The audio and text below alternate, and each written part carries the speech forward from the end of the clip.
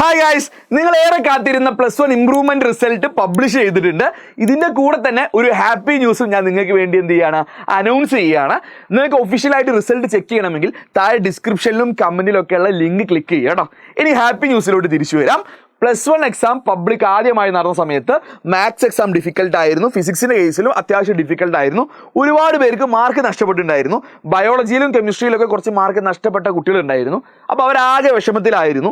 ഇത്തവണ improvement exam വലിയ കുഴപ്പമില്ലാതെ കടന്നു പോയിട്ടുണ്ട്. അതുകൊണ്ട് നിങ്ങൾക്ക് എല്ലാവർക്കും കഴിഞ്ഞ വർഷം നഷ്ടപ്പെട്ടു പോയ മാർക്ക് തിരിച്ചു പിടിക്കാൻ പറ്റി എന്ന് തന്നെയാണ് ഞാൻ എന്ത് ചെയ്യുന്നത്, ഞാൻ വിശ്വസിക്കുന്നത്.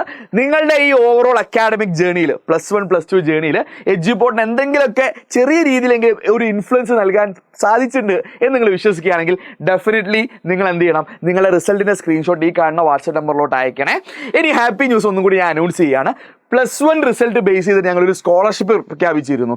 +1 മാർക്ക് ബേസ് ചെയ്തിട്ട് ഇങ്ങനെയായിരുന്നു സ്കോളർഷിപ്പ് ഉണ്ടായിരുന്നത്. 100% കോഴ്സ് ഫീ എന്തുണ്ടായിരുന്നു, ഫിസിക്സ് കെമിസ്ട്രി ബയോളജി അല്ലെങ്കിൽ ഫിസിക്സ് കെമിസ്ട്രി മാത്സ് ഉണ്ടായിരുന്നെങ്കിൽ 240 മാർക്ക്, അതായത് full mark PCB or PCM score ചെയ്താലേ കോഴ്സ് ഫീ 100% ഫ്രീ ഉണ്ടായിരുന്നുള്ളൂ. അതുപോലെ ഓരോ മാർക്ക് നഷ്ടത്തിൽ ഓരോരോ % ആയിരുന്നു കോഴ്സ് ഫീ സ്കോളർഷിപ്പ് ഞങ്ങൾ പ്രഖ്യാപിച്ചിരുന്നത്. എന്നാൽ അത് നമ്മൾ ഇംപ്രൂവ്മെന്റ് റിസൾട്ടിന് മുമ്പ് പ്രഖ്യാപിച്ചായിരുന്നു. പക്ഷേ പല കുട്ടികൾ അന്ന് റിക്വസ്റ്റ് ചെയ്തിരുന്നു, സാറേ ഞങ്ങൾ ഇംപ്രൂവ്മെന്റ് എക്സാം എഴുതിയിട്ട് എന്ത് ചെയ്യും, ഞങ്ങളുടെ മാർക്ക് ഞങ്ങൾ ഇംപ്രൂവ് ചെയ്യും, ഞങ്ങൾക്ക് ആ സ്കോളർഷിപ്പ് ഒന്നും കൂടി തരണമെന്ന് പറഞ്ഞിരുന്നു. അപ്പോൾ ഞങ്ങളത് അംഗീകരിക്കുകയാണ്. അപ്പോൾ ഈ ഒരു ഞങ്ങൾ ആദ്യം പ്രഖ്യാപിച്ച +1 മാർക്കിൻ്റെ സ്കോളർഷിപ്പ് ഞങ്ങൾ എന്ത് ചെയ്യാണ്, തുടരുകയാണ്. ഇംപ്രൂവ്മെന്റ് എക്സാമിന് ശേഷവും നിങ്ങൾക്ക് എന്ത് ചെയ്യാം, ഇതേ മാർക്ക് ഉപയോഗിച്ചിട്ട് +1 എക്സാം ബേസ്ഡ് ആയിട്ടുള്ള എഡ്യൂപോർട്ടിൻ്റെ നീറ്റ് JEE വേണ്ടിയിട്ടുള്ള സ്കോളർഷിപ്പ് നിങ്ങൾക്ക് എന്ത് ചെയ്യാം, അവെയിൽ ചെയ്യാം. അതിൽ നിങ്ങൾ പേടിക്കേണ്ട കാര്യമില്ല. അപ്പോൾ നിങ്ങൾക്ക് ഒരുപാട് പേർക്ക് ഇത് യൂസ്ഫുൾ ആവുമെന്ന് ഞങ്ങൾക്കറിയാം. ഇത് അൾട്ടിമേറ്റ്ലി ഞങ്ങൾക്കൊരു ഫൈനാൻഷ്യൽ ബേർഡൻ ഒക്കെ ആവുമായിരിക്കും. കാരണം ഒരുപാട് പേർക്ക് എന്ത് ചെയ്യും, മാർക്ക് ഇമ്പ്രൂവ് ചെയ്യും, കോഴ്സ് ഫീൽ ഞങ്ങൾ സ്കോളർഷിപ്പ് കൊടുക്കേണ്ടി വരും. പക്ഷേ ഞങ്ങൾ നിങ്ങളോട് എന്ത് ചെയ്യാണ്, ഞങ്ങൾ നൽകിയ പ്രോമിസ് ഞങ്ങൾ കീപ്പ് ചെയ്യുകയാണ്.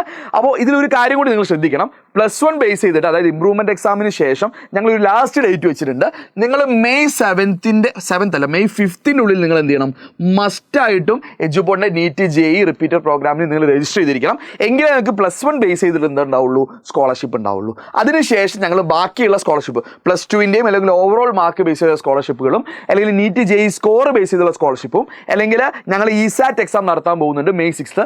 ആ എക്സാം ബേസ്ഡ് ആയിട്ടുള്ള സ്കോളർഷിപ്സ് ഒക്കെ ആയിരിക്കും ഞങ്ങൾ മെയ് 5 ശേഷം ഉണ്ടാവുക. അപ്പോൾ അതിന് മുമ്പ് നിങ്ങൾ മസ്റ്റായിട്ട് എന്ത് ചെയ്യണം, രജിസ്ട്രേഷൻ പ്രോസസ്സ് കംപ്ലീറ്റ് ചെയ്യണം. എങ്കിൽ മാത്രമേ നിങ്ങൾക്ക് എന്ത് ചെയ്യുള്ളൂ, ഈ കാണുന്ന +1 മാർക്ക് ബേസ് ചെയ്തുള്ള സ്കോളർഷിപ്പ് അവൈൽ ആവുകയുള്ളൂ. അപ്പോൾ അത് നിങ്ങൾ പ്രത്യേകം ശ്രദ്ധിക്കുക. അപ്പോൾ എല്ലാവർക്കും റിസൾട്ടുകൾ ഇമ്പ്രൂവ് ചെയ്തു എന്ന് ഞാൻ പ്രതീക്ഷിക്കുന്നു.